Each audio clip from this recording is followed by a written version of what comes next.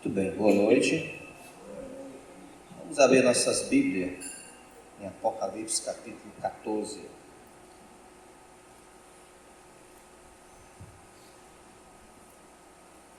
Apocalipse capítulo 14, versículos de 1 a 5. Eu vou ler o primeiro versículo, os irmãos lê o segundo e assim sucessivamente. Apocalipse capítulo 14. Amém? Amém. Muito bem.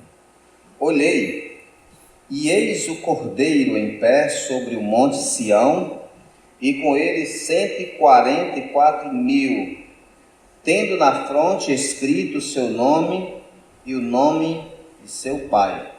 Ouvi uma voz do céu, como voz de muitas águas, como voz de grande trovão. Também a voz que ouvi era como de artistas, quando tangem a sua harpa. E entoavam novo cântico diante do trono, diante dos 4 seres viventes e dos anciãos. E ninguém podia aprender o cântico, senão os 144.000 que foram comprados da terra.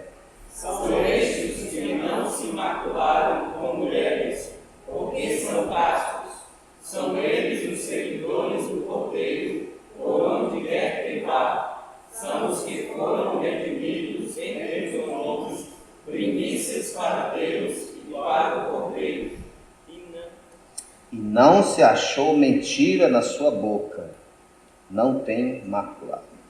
Vamos orar. Querido Deus Pai, nós nos encontramos mais uma vez na Tua presença. Primeiro de tudo, Pai, pedindo ao Senhor o perdão pelas nossas faltas.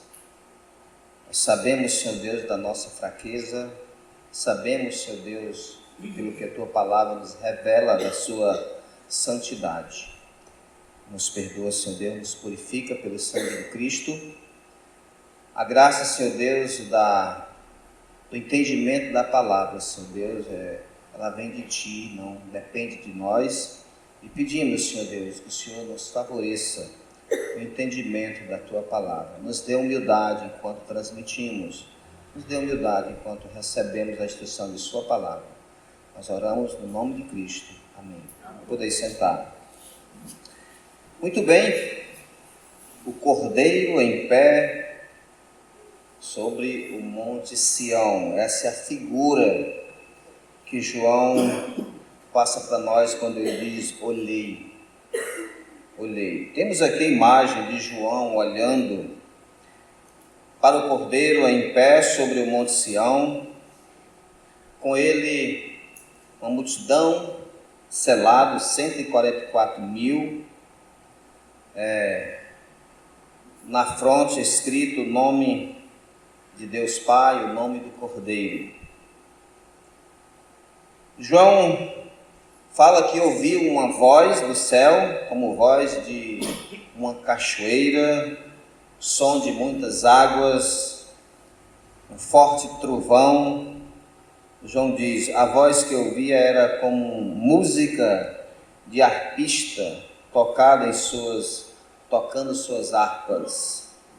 João diz que os 144.000 estão diante do trono, juntamente com os 4 seres viventes, os líderes que são os anciões, e eles cantavam uma canção que somente eles poderiam compreender o que estavam entoando, ninguém mais. São louvor que os incrédulos não irão compreender. João menciona que os 144.000 foram comprados, foram as primícias a serem oferecidas a Deus e ao Cordeiro. Esses não se macularam, não se envolveram com a mentira da besta que estava pregando, tentando elevar a primeira besta. Esses não se macularam, preferiram a morte do que se contaminar espiritualmente com as mentiras e com a prostituição espiritual que o oferecia. Então essa é a visão que João passa para nós dos versículos de 1 a 5. Nós vamos fazer uma observação versículo por versículo e vamos caminhar até o tempo apontar o fim. Primeiro nós lemos aí no versículo 1, João diz: olhei e eis o Cordeiro em pé sobre o monte Sião.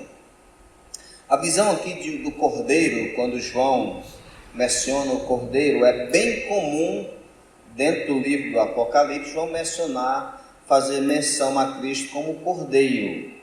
Nós vemos isto no capítulo 13, logo bem próximo, em versículo de número 8, onde diz: adorá-lo-ão todos os que habitam sobre a terra, aqueles cujo nome não foram escritos no livro, os nomes foram escritos no livro da vida, do Cordeiro que foi morto antes da fundação do mundo. Então, quando se refere a Cristo, geralmente João está usando uma figura que traz ensinamento, e geralmente está usando o Cordeiro. Logo no início, no capítulo 1, ele já faz menção ao Cordeiro, por trás dele. Justamente ele está passando o ensinamento quando se refere dentro do livro Jesus como o Cordeiro. Isso é importante a gente compreender, mais uma vez, quando ele diz que o Cordeiro em pé sobre o monte Sião. Vamos lembrar um pouco aqui quanto à questão do Cordeiro. Aonde aparece de uma maneira mais precisa, no sentido de uma figura referindo-se a Cristo como aquele que estava tomando o lugar de outro, está lá para salvar, para livrar, está no livro de Êxodo, capítulo 12, versículos de 1 a 13, principalmente. Lá nós encontramos quando Moisés está dando a instrução aos judeus em relação à última praga. E a última praga é onde Faraó irá finalmente conceder autorização para o povo sair depois de muitos flagelos. E nesse seria a morte dos primogênitos. Nesse, o judeu também sofreria se não obedecesse a alguns princípios que Deus estava ordenando. Então, versículo 1, nós lemos assim: disse o Senhor a Moisés e a Arão na terra do Egito: este mês será o principal dos meses, será o primeiro do mês do ano. Falai toda a congregação de Israel, dizendo: aos 10 deste mês, cada um tomará para si um cordeiro, segundo a casa dos pais, um cordeiro para cada família. Mas se a família for pequena para um cordeiro, então convidará ele seu vizinho mais próximo, conforme o número das almas, conforme o que cada um puder comer. Aí calculareis quanto basta para o cordeiro. O cordeiro será sem defeito, macho de 1 ano. Podereis tomar um cordeiro ou um cabrito, e guardareis até o 14º dia deste mês. E todo o ajuntamento da congregação de Israel imolará o crepúsculo da tarde. Veja o verso 7. Tomarão do sangue e o porão em ambas as obreiras e nas vergas da porta, nas casas em que comerem. Naquela noite comerão a carne assada no fogo, com pães asmos e ervas amargas a comerão. Não comereis do animal nada cru, nem cozido, nem em água, porém assado ao fogo, a cabeça e as pernas e a fressura. Nada deixarei dele até pela manhã. O que, porém, ficar até pela manhã, queimá-lo-eis. Desta maneira o comereis: lombo cingido, sandália nos pés e cajado na mão. Comê-lo-eis à pressa. É a Páscoa do Senhor. Porque naquela noite passarei pela terra do Egito e ferirei na terra do Egito todos os primogênitos, desde os homens até os animais. Executarei juízo sobre todos os deuses do Egito. Eu sou o Senhor. O sangue vos será por sinal nas casas em que estiverem, quando eu vim. O sangue passarei por vós, e não havereis entre vós praga destruidora, quando eu ferir a terra do Egito. Então, nesse texto, o sangue do cordeiro passado, aonde ele ordenou, serviria como sinal quando o anjo destruidor passasse, quando o anjo de justiça passasse e via o sangue, ele passava por cima. Isso é o significado da Páscoa, e não faria o que ele iria fazer lá no Egito. Então era uma maneira do povo demonstrar obediência ao Senhor. Mas foi a maneira que Deus também iria livrar o povo do Egito. Então, vemos logo aqui nesse texto, em relação ao cordeiro, como aquele que era o sinal do livramento de Deus para o povo judeu do Egito, quando Deus foi fazer juízo lá no Egito. Então este serviria como sinal, o sangue do cordeiro. E nos livros que seguem, o livro de Levítico, Números, também são ordenadas repetições da morte do cordeiro em relação ao pecado das pessoas. O cordeiro também serviria como uma representação lá, morrendo como um pagamento pelo pecado que a pessoa estava cometendo. Embora que o livro de Hebreus vá dizer que sangue de cordeiro, sangue de bode não purifica pecado, mas era uma lembrança, era um sinal, era um memorial ali de que futuramente o cordeiro viria e morreria, como diz Isaías capítulo 53, por muitos. João faz menção no capítulo 1 do livro de João, em versículo 29, principalmente o versículo 29. João está batizando no Rio Jordão, e quando vê Jesus Cristo, veja o verso 29, ele diz: no dia seguinte viu João a Jesus, Evangelho de João capítulo 1, verso 29. No dia seguinte viu João a Jesus, que vinha para ele, e disse-lhe: eis o Cordeiro de Deus que tira o pecado do mundo. E este é a favor de quem eu vos disse: após mim vem um varão que tem a primazia, porque já existia antes de mim. Eu mesmo não conhecia, mas a fim de que ele fosse manifesto a Israel, vim para isso, batizando em água.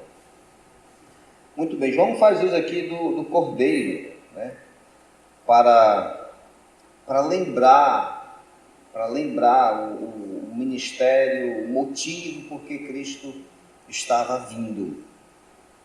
Para o judeu, a expressão eis o Cordeiro de Deus que tira o pecado do mundo era algo bem explicativo para eles. Eles entendiam muito bem, porque eles sabiam qual era a importância do cordeiro lá no templo, quando se apresentava o cordeiro, quando se sacrificava. E a expressão que tira o pecado do mundo é uma indicação do que tudo que era feito em relação ao cordeiro tipificava para apontar para Jesus Cristo. Agora João está dizendo: aqui está de fato a realidade em minha frente. Aqui está o cordeiro de fato que vai tirar o pecado do mundo. Então Cristo é retratado como um cordeiro, porque muitos dos acontecimentos do Antigo Testamento prefigurava, tipificava a pessoa de Cristo. O cordeiro era um dos tais que apontava para Jesus Cristo.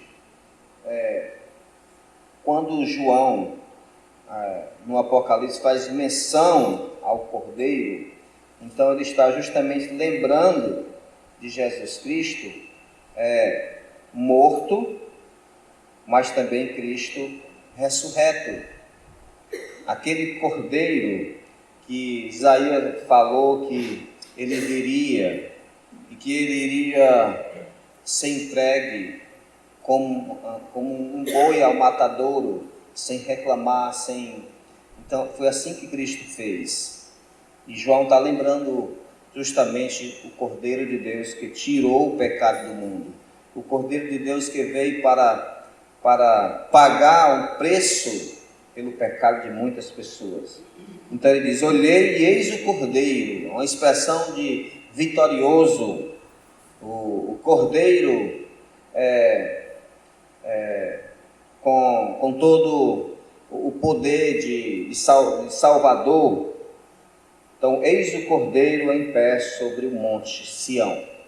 Então, está falando da pessoa do Senhor Jesus Cristo, a lembrança daquele que salvou muitos, a lembrança daquele que selou os 144 mil e muitos que reconheceram seus pecados pelo ministério dos 144 mil, que são muitos, que são salvos por seu ministério. Então, olhei e eis o Cordeiro em pé sobre o monte Sião. O monte Sião tem um lugar muito importante na Bíblia.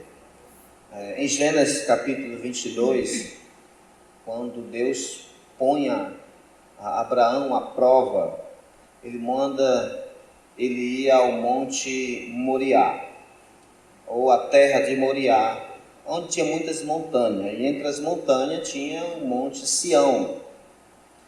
E foi lá onde Abraão subiu com Isaque, onde ele estava pronto a sacrificar Isaque, quando o anjo apareceu e disse: não faça isso, e providenciou logo um cordeiro para tomar o lugar de Isaque. Ali era uma figura de Jesus Cristo. Alguns anos mais na frente, nesse mesmo monte, Davi estava recebendo a visita do profeta, onde mandava também ele ir até esse monte e sacrificar ao Senhor, para também parar uma praga como consequência do seu pecado. Davi havia ordenado o censo, mas lá diz em 2 Samuel capítulo 24 e 1 Reis capítulo 21 registra ambos os acontecimentos, mas lá diz: então o Senhor moveu o coração de Davi contra, e o outro texto vai dizer: então Satanás fez isso. Mas na realidade, aquele procedimento de Davi orgulhosamente em fazer o censo, após vitórias, e muitas vitórias, quando está sendo mencionado os valentes de Davi, os homens poderosos de Davi, logo em seguida encontramos Davi mandando Joabe ir fazer o censo. Joabe reluta em ir fazer o censo, mas finalmente, sobre a ordem do rei Davi, ele vai.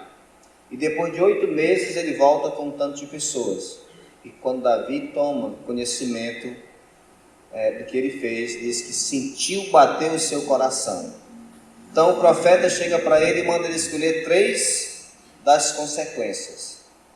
E Davi diz: eu escolho cair nas mãos de Deus. Dentro de poucas horas, 170 mil pessoas são mortas pelo anjo destruidor.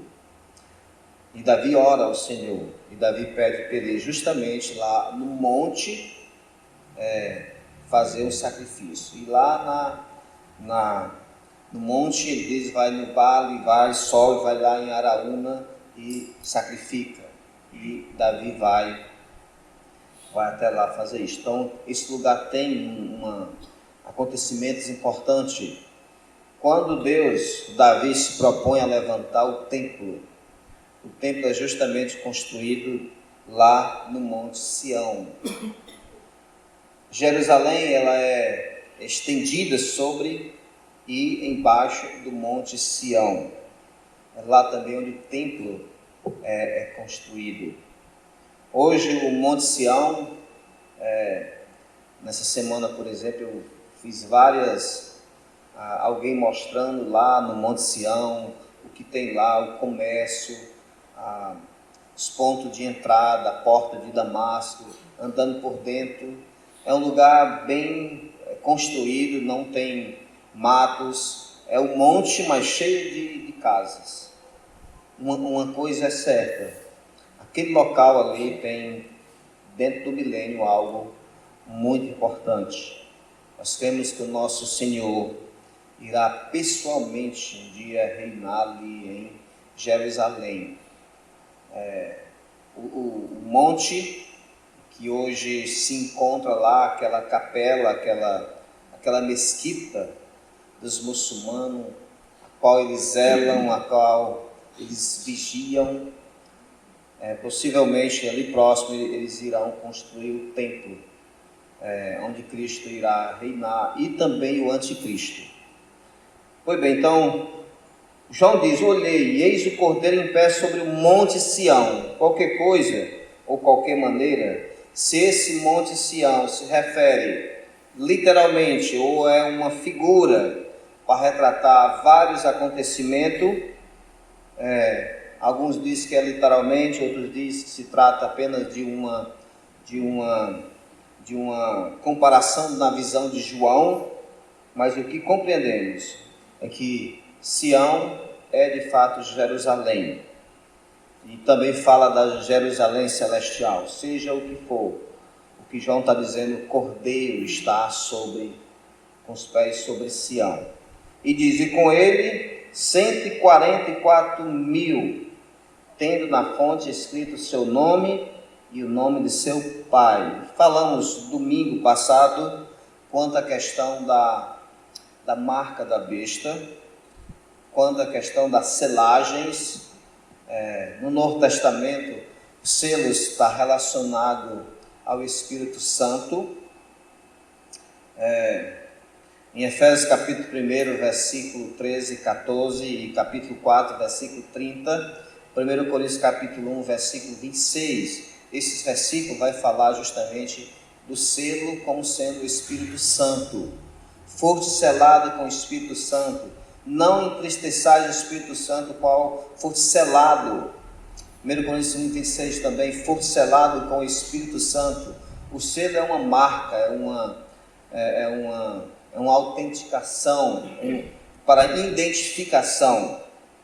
O cristão, ele é selado com o Espírito Santo. E lá em versículo 14 de Efésios capítulo 1 fala que é o penhor para o resgate, é a garantia, é o selo do Espírito Santo. E o selo é algo que não é visível em nós não vemos.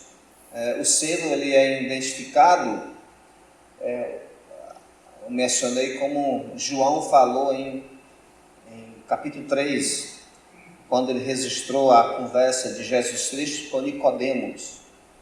E quando ele estava conversando, ele falou para Nicodemos a questão do novo nascimento. Ele diz: o vento sopra onde quer e ouve a sua voz, assim é todo que é nascido do Espírito. O vento sopra, é algo que nós não vemos, nós não tocamos no vento, mas sentimos a sua presença, sentimos os efeitos do vento. Nós não vemos o Espírito Santo na pessoa, a marca do Espírito Santo da pessoa, mas nós podemos ver os efeitos do que ele faz na vida de uma pessoa. Sua mudança, sua conversa, os seus pensamentos revelantes nas suas palavras, pode ser visto nessa mudança. Se alguém está em Cristo, é uma nova criatura, as coisas velhas já passaram, tudo se fez nova. Então existe uma mudança. Então a selagem, essa identificação, ela é vista no nível entre nós dessa maneira. Por isso que nós julgamos uns aos outros naquilo que Deus manda a gente julgar, por meio do que é visível, né? Por meio do que é visível. Pois bem, então, esses 144.000 estão marcados, estão selados, e aqui diz o seu selo, escrito o seu nome e o nome de seu pai. Lá no capítulo 13, a marca da besta, o 666, nós falamos, dizendo que ali nós temos a plenitude, né, do que diz respeito ao homem da iniquidade. Nós falamos lá em 2 Timóteo, capítulo 3, versículos de 1 em diante, quando diz: sobrevirão tempos difíceis, pois os homens serão orgulhosos, e ali ele vai classificar ou vai atributar algumas qualidades dos homens que promoveriam os dias difíceis, e a qualidade do que significa orgulhosos lá. Ele vai desenvolver 18 qualidades do que significa uma pessoa promovendo os dias difíceis. E lá ele diz: serão egoístas porque serão avarentos, amantes do dinheiro, as pessoas serão desobedientes aos pais, não ligaria para honrar os seus pais, elas seriam pessoas que tinham aparência, uma forma de piedade, mas no entanto negam o poder de Deus, as suas palavras, a sua aparência de piedade, roupas piedosas, palavras espiritualizadas, mas o coração bem distante de Deus. Então, vai falar desse tipo de pessoa que promoveria os dias difíceis. Então, nós temos ali a plenitude, de fato, do homem da iniquidade. As qualidades estão ali. Então, um seguidor da besta é aquele que de coração está seguindo ela. Até aqui, então, nós já vimos que muitas coisas já têm acontecido. Deus já tem mostrado a sua ira de maneira visível para muitas pessoas, ao ponto de algumas pessoas saberem que era o poder de Deus, mas mesmo assim elas buscarão refúgio através do suicídio. E Deus disse que não morreria, procuraria a morte, mas não seria a solução. Elas teriam aversão a Deus mentalmente consciente. E essas estão conscientemente abraçando todos os propósitos, todos os conselhos que a segunda besta está pregando em relação à primeira besta. Ela está promovendo a primeira besta, então as pessoas irão abraçar. Essa é a identificação de um seguidor da besta. Ela está determinada a seguir, ela não quer nada com o que diz respeito a Cristo dentro desse período. No entanto, os seguidores de Cristo estão totalmente determinados a seguir o Cordeiro. Inclusive, uma maneira de você ver bem isso daí, no versículo 4 diz: são estes que não se macularam com mulheres, porque são castos, são eles os seguidores do Cordeiro, por onde quer que vá. Eles seguiram, eles não deixaram de seguir o que o Cordeiro ensinava. Eles não foram iludidos pela mentira da besta e seus promoventes nesse período. Esses estão selados com o nome do seu Pai. Diz no versículo 1: tendo na fonte escrito nome, o seu nome e o nome de seu Pai, do Cordeiro e o nome do Pai. Esses são seguidores, são lavados pelo sangue do Cordeiro. Esses obedecem de fato o Pai. Se identifica diante dos prejuízos que as leis naquele período estão oferecendo para eles. Não pode vender, não pode comercializar, não pode comprar, não pode fazer nada aqui neste mundo, se não for seguidor da besta. Esses aqui não vão fazer aquilo que lhe é exigido. Então estão selados. Versículo 2 de João diz: ouvi uma voz do céu. Primeiramente olhei, e eis o Cordeiro, ele diz. Ele vê o Cordeiro, e ele diz: e com ele 144.000. Agora ele diz: ouvi uma voz do céu, uma voz de muitas águas, como voz de grande trovão. Também a voz que ouvi era como de harpista, quando tange sua harpa. Eu achei interessante, tentando vislumbrar isso daqui. A voz começa um pouco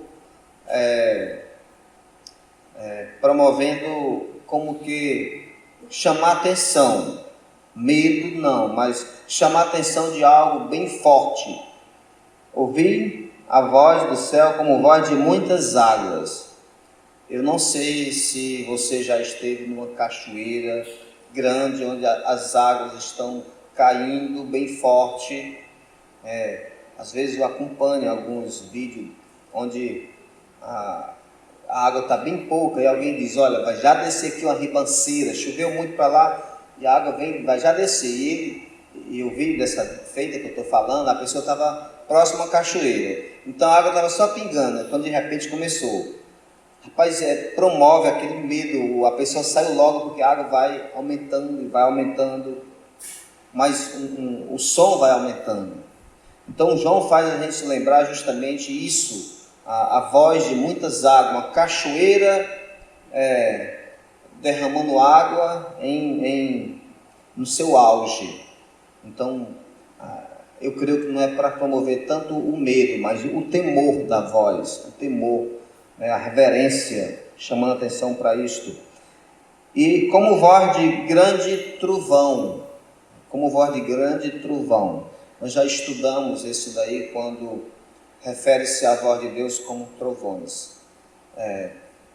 No livro de Êxodo, no Monte Sinai, nós vimos lá que Deus ele se manifestou para o povo de Israel.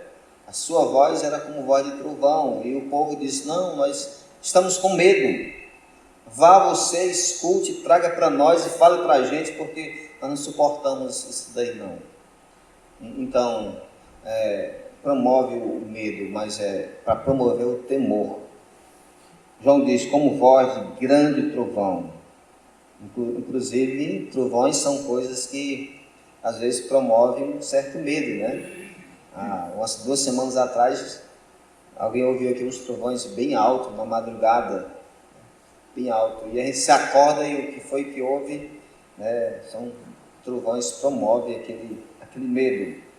Então, a voz de Deus como trovão é para promover isso, né? O temor, para promover em nós aquele respeito, aquela reverência de alguém superior. Trovões. Também a voz que eu vi era como de arpista quando tange a sua harpa. E se você já ouviu o toque disso daqui, é algo bem agradável, né? Não é algo que não é uma percussão que promove, não, é algo agradável. Então está falando aqui de que a voz de Deus é voz também que é agradável. João está falando disso. Ela passa para nós um temor, um respeito, mas é algo agradável. Então, quando tange a sua harpa, aí ele diz, entoava um cântico diante do trono, diante dos 4 seres viventes e dos anciãos. E ninguém pôde aprender o cântico, senão os 144.000 que foram comprados da terra. Por isso, o Cordeiro de Deus que tira o pecado do mundo, diz João já antes. Pois bem, esse daqui poderia, ou seja, João diz, eles estavam compreendendo de fato aquele cântico que não era compreensível para outros. Nós compreendemos hoje porque é que a boa música, os belos hinos, a boa teologia dos hinos, o bom ritmo da música são tão desvalorizados. A igreja que valoriza a boa música, a igreja que valoriza uma boa teologia musical, é uma igreja passada. Nós gostamos de coisas animadas, nós gostamos de coisas que mexam com o nosso ego. Então, se as coisas são animadas, se as coisas são fervorosas, entre aspas. Essas coisas são fervorosas, são coisas boas, são coisas atrativas. Pessoas gostam de shows gospels. Hoje se ouve muito em shows, lotam, né? É uma imitação do mundo isso daí. É o mundo dentro das igrejas. Show, não existe isso. A palavra show é uma maneira de expressar uma apresentação para as pessoas. E nós não somos chamados a apresentar nada para ninguém. Nós somos chamados a apresentar para Deus. Compreenda que a visão que devemos ter de um culto é isso. É nós todos aqui em cima apresentando algo para uma pessoa que está embaixo, que é Deus. A visão do culto é isto. É todos nós aqui em cima cantando, louvando aquele que está lá. Estamos apresentando para aquele que está ali, que é Deus. Ele é a pessoa a ser adorada. Estamos apresentando para Ele. Mas tem sido o contrário. Nós queremos culto, nós queremos louvor que nos agrade. Essa é a visão quando nós... Não gosto desses hinos, eu gosto desses hinos. Esses hinos são muito passados, esses são mais alegres, não vai ver nem o que diz respeito à letra da música. Eu lembro de uma conversa que tivemos com uma pessoa líder de uma igreja, mostrando alguns hinos que estavam sendo colocados no nosso caderno de coro, o erro doutrinário lá, e nós mostrávamos lá, olha, aqui está dizendo que aquele que não evangeliza vai ficar quando Cristo voltar. Isso, a Bíblia não diz isso, é antibíblico. Isso daqui só teologicamente está errado. Mas a pessoa simplesmente diz, são hinos que todo mundo tem cantado, e pronto, e ficou lá, e está aí, se você vê no caderno de coro de alguns, tem isso daí. Pessoas gostam do ritmo, pessoas gostam daquilo que lhe agrada. O louvor a Deus é para Ele, o louvor deve ser para Ele, não para nós. O mundo, lembra disso, o mundo não gosta dos louvores que nós apresentamos ao nosso Deus. Aqueles louvores que Deus é glorificado, aqueles louvores que Deus recebe, são aquilo que o mundo reprova. E aquilo que muitas pessoas com o pensamento do mundo também reprova. Você quer ver hinos como de fato são? Olha os salmos. Veja como Davi descreve, por exemplo, nos salmos. O Salmo 10 que estudamos hoje pela manhã, observe ali. Era um cântico aquilo dali. Então você vai ver, ele vai descrever, ele vai falar da pessoa de Deus, que ele tinha convicção, ele vai reprovar os procedimentos dos demais, ele vai manifestar sua confiança em Deus. Então não é simplesmente um cântico que achamos bonito e vamos cantar, não. É uma adoração a Deus. Nós estamos descrevendo em cântico algo que nós queremos ser de Deus, não é apenas porque o hino é bonito. Tem um hino nosso cantor cristão, lembrando aqui, que diz, nós cantamos assim: não me falaram de Cristo, não me falaram de Cristo. Aí tem uma pergunta que diz, tu não se incomoda quando lá no inferno você estiver e reclamar dizendo, não me falaram de Cristo, quando ele estiver lá no inferno e reclamar, não me falaram de Cristo? Então é uma melodia até bonita o hino, mas tem um erro doutrinário muito forte nele. E eu estou falando do nosso cantor cristão, mas olha aí as músicas que se canta hoje na modernidade, onde as pessoas abraçam e não estão nem aí. Há um cântico que cantava há uns 4, 5 anos atrás, onde fala, Zaqueu subia na árvore. Olha o grande erro que tem esse louvor aí, que tem uma letra, que tem uma audiência, quando se cantava enorme, pelo cantor famoso, uma voz bonita e um ritmo bem agradável. Mas o erro bem forte lá. E muitos cantavam, nem prestavam atenção no que estavam cantando. Você tem uma ideia o que diz sobre esses aqui? Ninguém podia aprender o cântico, senão os 144.000 que foram comprados na terra. Cânticos espirituais entoados a Deus não são para as pessoas que não o conhecem, não. São para aqueles que o conhecem. Da mesma maneira como eu estava falando, os cânticos, louvores que nós cantamos ao Senhor, eles não são louvores, quando examinamos a letra, atrativos. Tem hino que descreve nós como pecadores, que descreve nós como necessitado de arrependimento. Então são palavras que não atraem a gente, não. Hinos que falam dos atributos de Deus, hinos que descrevem a ira de Deus, hinos que descrevem Deus salvando, Deus mudando. Esses hinos não são atrativos ao nosso ouvido. 144.000 estão entoando um cântico, diz um novo cântico, diante do trono. E lembra que nesse trono, lá no capítulo 4, no capítulo 5, a visão é que tem lá o Cordeiro, tem os 24 anciões, os 5 seres viventes estão lá presentes no trono. E eles aqui estão entoando esse cântico num lugar de reverência, um lugar de juízo, um lugar de liderança, um lugar onde os selos foram abertos e que nós já vimos para trás o que aconteceu em cada selo. Esse louvor está sendo entoado nesse ambiente.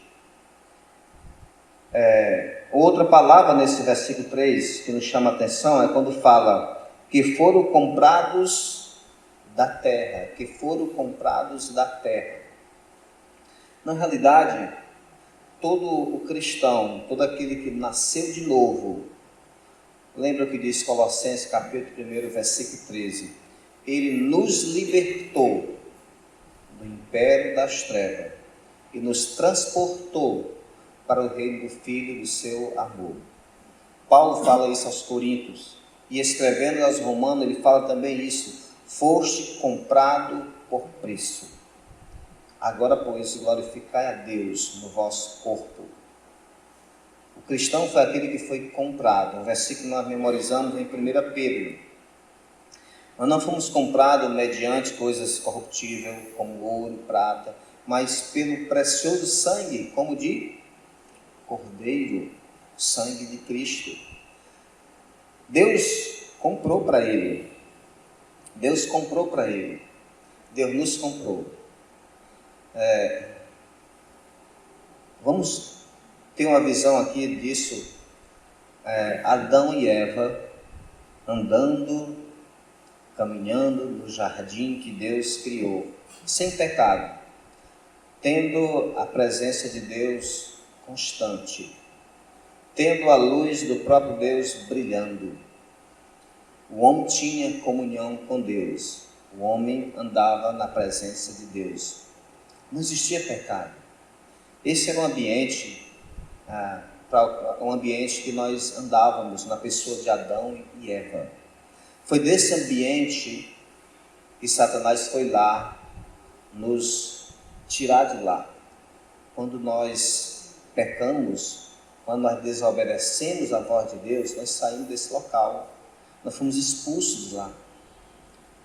A Bíblia fala no capítulo 3 que Deus expulsou Adão e Eva e colocou um guarda lá, um querubim. E expulsou. O homem veio para um ambiente agora diferente, um ambiente onde tudo era morto.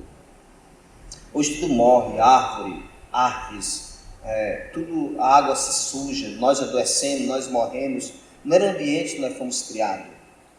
A grande necessidade do homem é de voltar para a presença de Deus, ele está e ter novamente comunhão com Deus. E é impossível o homem retornar para lá. Impossível. A não ser a graça de Deus nos comprando. E para Deus trazer novamente a presença dele, ele teve que pagar um preço. Ele não só enviou o seu Filho, Ele mesmo veio em pessoa. João capítulo 1, versículo 14. O Verbo se tornou carne, o Verbo se fez carne e morou, habitou entre nós, cheio de graça e de verdade. Ele veio pessoalmente, Ele veio e nos resgatou. Colossenses 1,13, Ele nos libertou do reino, do império. Paulo falando aos Efésios, ele diz: nós andávamos outrora segundo o curso do mundo, seguindo o caminho deste mundo, o príncipe da potestade do ar. Nós viemos seguindo aqui esse curso do mundo, esse caminho, e Deus nos tirou de lá. Ele tirou mediante um preço pago. Os 144 mil lá, eles não são salvos porque são judeus, não. Eles são salvos porque Deus comprou. Deus comprou através de quem? Do Cordeiro. O Cordeiro está aqui justamente porque foi pago com o sangue do Cordeiro. Não foi o sangue de um anjo, foi do próprio Deus. Sangue precioso. São estes que são... última parte do versículo 3. Foram comprados da terra. Foram comprados. Se você é um cristão, se você é um crente no Senhor Jesus Cristo, e se você de fato lembra, você foi comprado por Deus, mediante o sangue de Cristo. Não foi comprado a Satanás, não foi comprado no mundo, foi comprado justamente o preço que foi pago foi a ira de Deus. Deus está irado contra você que é pecador. Deus está irado. E sabe, quando Deus paga o preço, quando Deus compra, Ele paga Ele mesmo. Acalmar sua ira. Prosseguindo o versículo 4, diz: são estes, a ênfase nos 144 mil, que não se macularam com mulheres. Uma visão que devemos não ter é que esses não se relacionaram sexualmente com mulher. Não se trata simplesmente de uma relação sexual. Só lembrando aqui que a relação sexual dentro do casamento é uma bênção de Deus para o casal. Deus instituiu para a família. É uma bênção de Deus. Fora do casamento é mal, é pecado. Deus trata com muita precisão e juízo quem pratica tal ato. Dentro do casamento é uma bênção de Deus. Mas aqui não se trata disto. Eu compreendo quando ele fala que não se macularam com mulheres, porque são castos. Aí diz no versículo, continuando: são eles os seguidores do Cordeiro, por onde quer que vá. São esses que não se envolveram, que não se prostituíram com idolatria promovente, pregada, exigida pela a segunda besta, a primeira besta. Lembra que a segunda besta está promovendo a primeira besta que morreu, que foi, segundo, morreu e ressuscitou, mas eu disse que morreu aparente. Então estão promovendo a primeira besta. Levantam imagem. Versículo 14 diz: seduz os que habitam sobre a terra por causa dos sinais que fazem. Então eles estão iludindo a idolatria, a prostituição espiritual. Esses aqui não se envolveram espiritualmente com o que lhes eram ensinados. Eles seguiram o Cordeiro. E diz mais, por onde quer que vá, eles seguiram.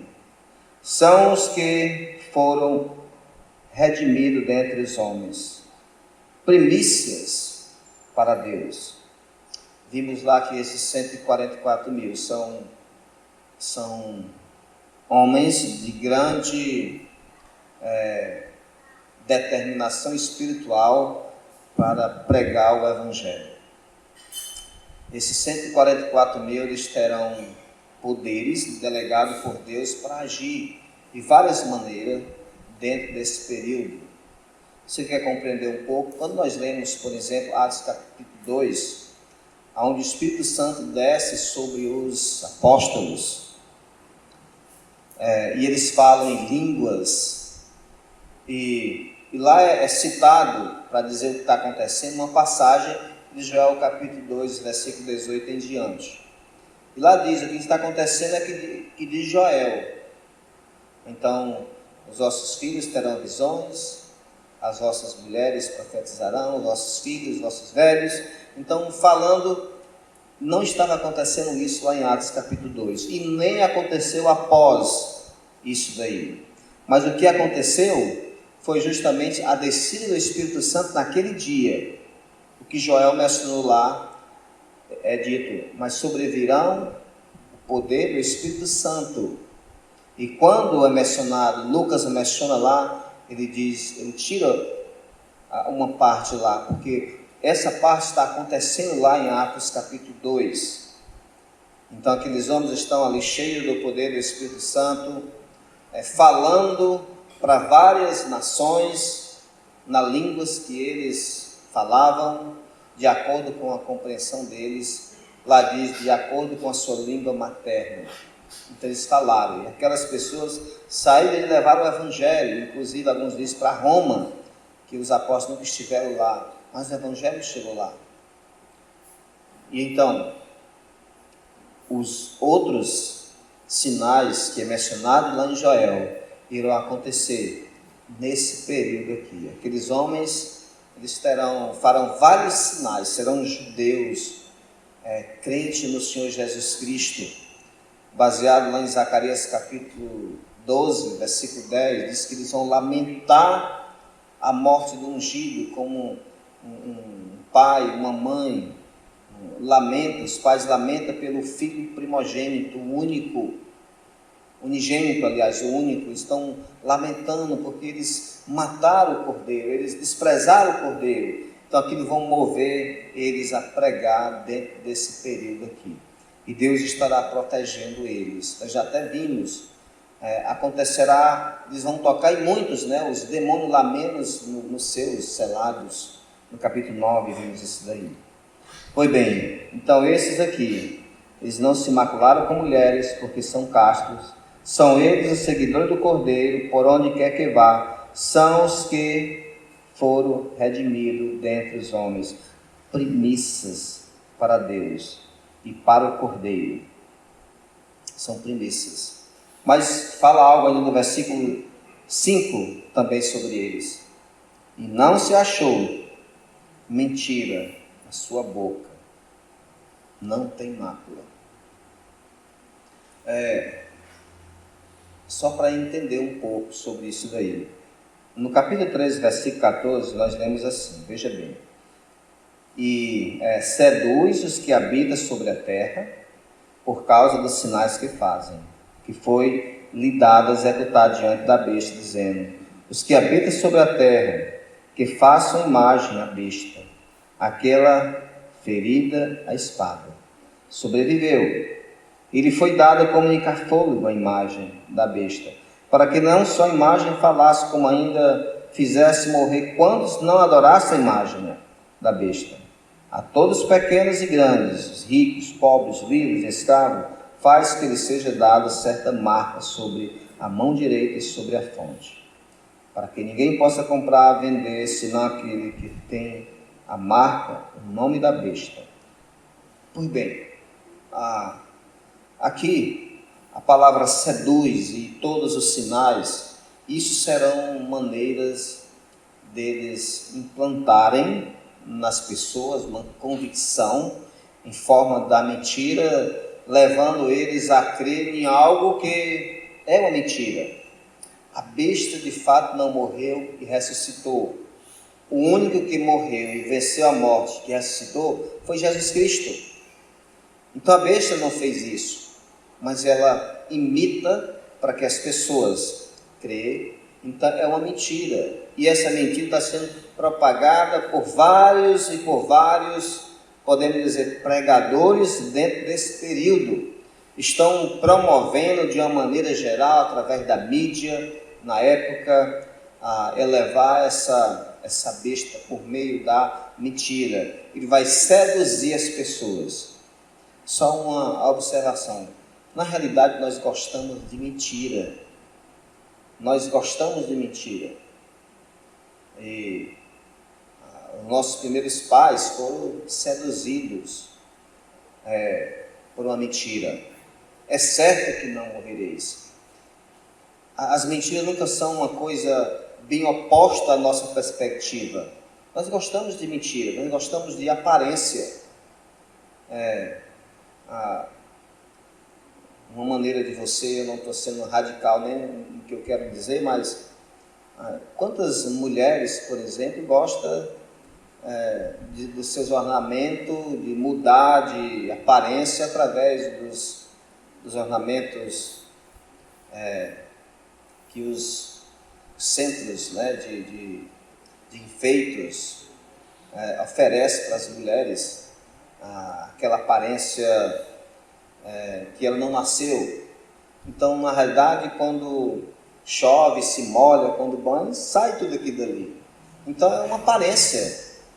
Então, pessoas gostam de uma mentira, de ter uma aparência.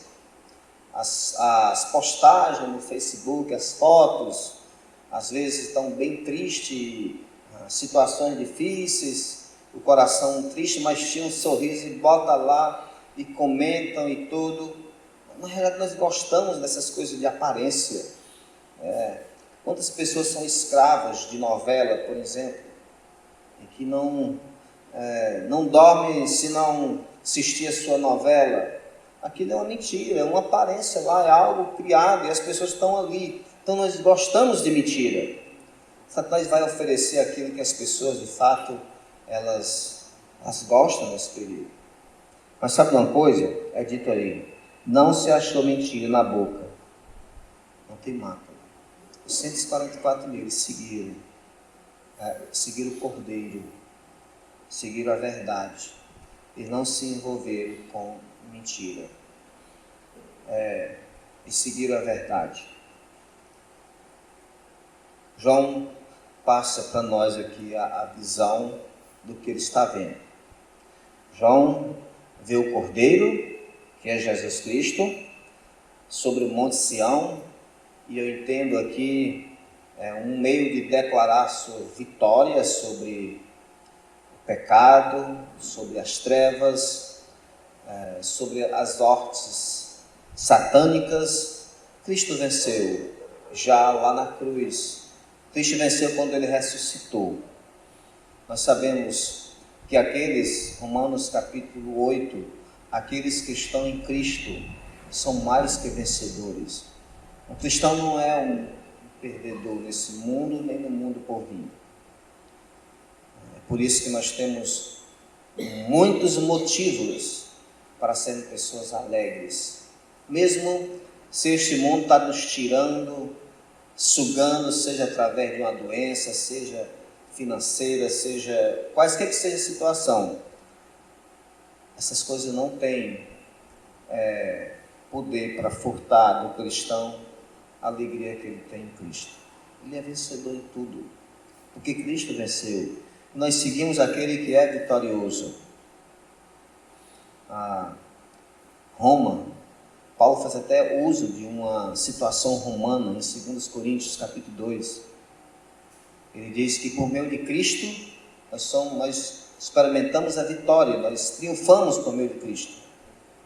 E ele leva a comparar como um general e todos os soldados voltando de uma guerra, trazendo lá os despojos, escravos, entrando nas portas lá em Roma, sendo recebido pelas mulheres com flores, com cânticos, com danças.